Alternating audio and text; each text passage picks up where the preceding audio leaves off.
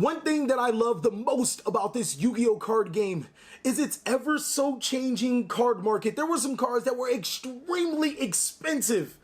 Now you can pretty much get it all or the entire strategy on a kid's allowance. And then there are those cards that everybody pushes off to the side, nobody really pays too much attention to or gives it credit until it skyrockets in price and it's too late. Well, in this video, I'm going to be revealing some of those cards that you guys should probably have a set for yourself before they skyrocket in price. And even better, we're going to be talking about some of those cards inside of Duel Power, because these cards will take a little bit longer to mature. The set just came out, as well as being able to talk about some of those cards that are already growing into that maturation phase that you guys should already have. I'm TheCaliEffect, and if you guys want to see more videos like this, then go and destroy that subscribe button. But more importantly, go ahead and that notification bell, because, well, we just too strong. Also want to give a special thanks to every single one of my Patreons. Without you guys, videos like this would not be possible. And a mad shout out to my newest Patreon, Kenkaku39. Welcome to the clan officially. And if you guys want to join a community where pretty much everybody gets along, it's really fun, or just chill with the TheCaliEffect, go ahead and check out my Discord. It's down below in the description. We have so many amazing things going on, and we're actually wrapping up a really secret tournament that will be revealed for the channel and starting another one. Without further ado, I present to you the top cards that you should buy before they skyrocket. Okay guys, we're going to be doing this a little bit different from our top 5 list. Well, mainly because this is a top 10 list. I'm going to be including 5 cards from Duel Power and just 5 awesome cards that you guys should be picking up. As well as I want your opinion on what do you think about this video into comparison to our other top 5s. I have my list right here, so let's go ahead and start reading it off. The first card we are going to be talking about on this list is a card that came in the very first Link set. Back then, Link monsters weren't as prevalent, so this effect probably went over a lot of players' heads, but World Chalice Guard Dragon is actually really good. What it does is if your opponent activates a card to target one of your linked monsters, you can send this card from your hand or field to the graveyard to negate the activation, and if you do, destroy the card. You're literally telling me that World Chalice Guard Dragon is a hand trap and a field trap. It has the same properties of Ghost Ogre and Snow Rabbit. Yes, it does. But that's not where the card effect stops. If this card is in your graveyard, you can target one normal monster in your graveyard and special summon it to where a link arrow points to. So not only is this card a hand trap, it provides further utility by special summoning normal monsters from your graveyard to your side of the field for free. You can't go wrong with World Chalice Guard Dragon. Back then, Link monsters were nowhere near as prevalent as now, and now putting a Link monster on the board linked to a Link monster is really easy. And the best thing about it is that it doesn't even have to be a Link monster pointing to another Link monster. It can be any of your Synchros, Exceeds, or Fusion monsters that you place on your side of the field that this card can not only protect. It's really good in decks like Blue Eyes White Dragon because you obviously have that vanilla monster you can take advantage of, but I wouldn't sleep on this card. I think it can be really important to the later game states where links become even more prevalent than before. Currently, this card is at 50 cents, so I think that its max value may be like $5 each, but I wouldn't be surprised if it went to the 10 and 15 range because of its hand trap effect, and just the fact that if it ever became one of those cards, well, I mean, it is a hand trap. Next on this list is a card from Duel Power. It didn't necessarily make its debut there, but it's been reprinted only 3 times, and it seems to be reprinted once every other year-ish, but I definitely think that it's time for it to stop. Card of Demise has already received 3 reprints. Its first print, its Legendary Collection Kaiba print, and now we have another print inside of an ultra rare Duel Power. Just the fact that it currently sits at $5 means that you should pick this card up. Keep in mind, Card of Demise was once a $40 powerhouse, and as long as anti-meta decks like True Draco exist, this card will never go out of style. Just having access to drawing 3 additional cards, or up to 3 additional cards, and then the only drawback is that you can't inflict damage or special summon, yeah, the card's really good. Don't sleep on Card of Demise. It's one of those cards that everybody should have at least a playset of, and right now it's only $5. You can get a playset for $15, whereas opposed to before, they were $15 each at their lowest. Moving away from the Duel Power cards, talking about the next card is actually proven to be meta relevant. Its sister card is being amazing right now, but we're not talking about Amorphage Goliath, we're talking about Amorphage Sloth. Amorphage Sloth is very similar to Goliath. While it's on the field, it prevents players from special summoning from the extra deck. You guys are like, why would I play this over Amorphage Goliath that has higher attack? Well, there's quite a few reasons. First of all, a Morphage Goliath in your hand is more of a brick than a Morphage Sloth. Yes, they're both pendulum monsters, meaning that when they're destroyed, they go to the extra deck. But seeing how pendulum monsters are currently being played, the highest, most easiest scales to get into are 8. And a Morphage Goliath just so happens to be an 8 scale. Now, what if you could actually pendulum summon a Morphage Goliath to your side of the field and prevent your opponent from playing Yu-Gi-Oh! Any given time, even if after they break the card? Well, I mean, if you sacrifice around 500 attack points, you can get that in a Morphage Sloth. And I'm not saying this card is completely game-breaking over a Morphage Goliath. There are still instances where Goliath is just flat out better. Sometimes you want that attack boost.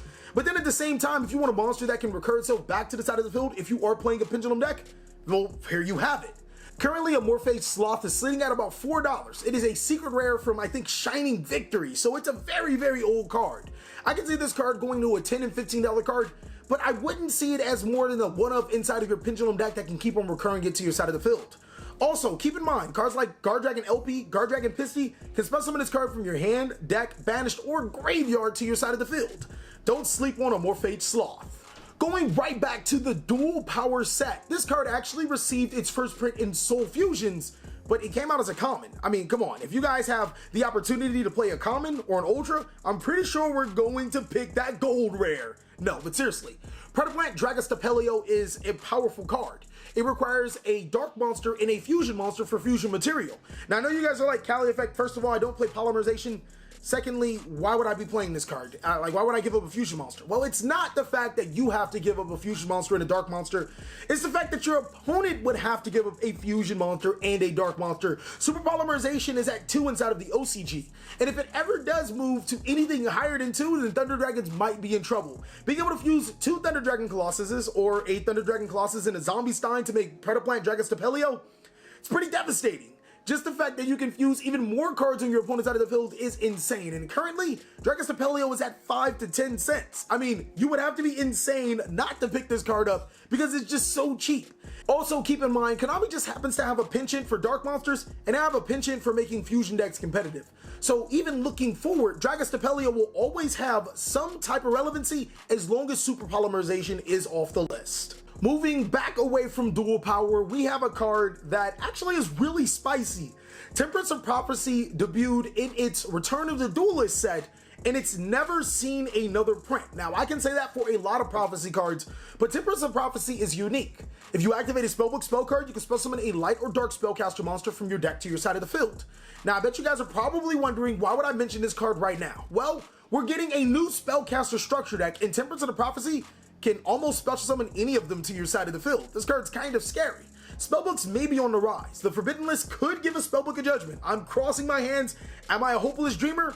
Possibly. But if it does come off the list, Temperance of Prophecy becomes a lot more viable. Currently, there aren't too many on the market, and it's sitting at $5 to $7. I would definitely have my Temperance of Prophecies in case Spellbook of Judgment does come off the list, but even more importantly, once I drop that Spellbook deck profile, go ahead and like this video up. I know you guys want to see that Spellbook deck profile in 2019. Moving on to the next card, this is actually the second most expensive card in the Dual Power set. So you guys are like, Callie, why would you buy it before it skyrocketed? It actually jumped up in price a little bit. Well, this is probably your best opportunity to pick up the card, barring Konami reprinting it again, but I kind of doubt it. Ghostbell and Haunted Mansion is really, really good. Just the effect to prevent your opponent from using graveyard effects or negating those banished effects, I don't know. It's just something about this card. Now I know. Ghostbell and Haunted Mansion, I actually reference this as my dad.